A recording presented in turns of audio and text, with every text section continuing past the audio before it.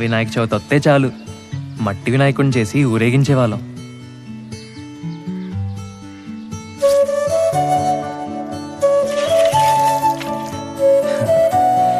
ఏది చూసినా ఆశ్చర్యమే మాకు.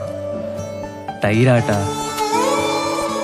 కొబ్బరాకులతో చేసే కళ్ళజోళ్ళు, బచ్చాలాట, ఆదివారం 9 గంటలకు వచ్చే పంచతంత్రం, వీడియో గేమ్లు, ఉయ్యాలాట,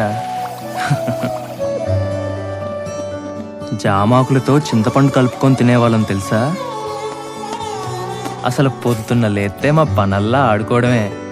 రాదే రాదే అలుపంటూ రాదే ఆడేస్తున్నా ప్రతి పూటే, వాడు వీడు అని తేడాలే లేవే, ఓ చోటే చేరి ఆడామే.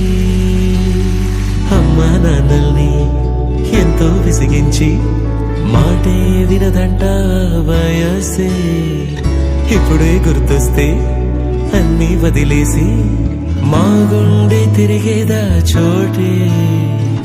అరెరే బాల్యం రమ్మన్నారాదే, గుర్తుకొస్తే కంట చెమ్మ పెట్టిస్తుంటుందే స్నేహాలే, గుండె మీద వేసిపోయే పచ్చబొట్టెలే.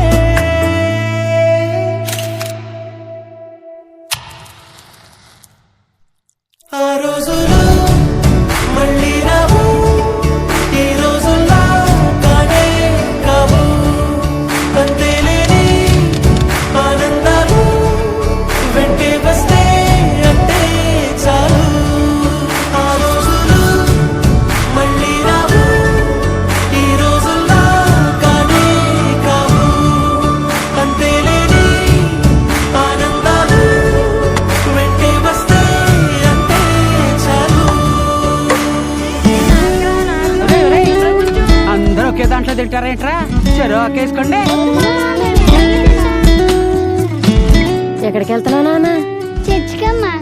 అదేంటి మనం వెళ్ళాల్సిన గుడికి కదా? అంటే నా ఫ్రెండ్ విలియం రాంబాబు కూడా వెళ్తున్నారమ్మా, అందుకే నేను కూడా వెళ్తా.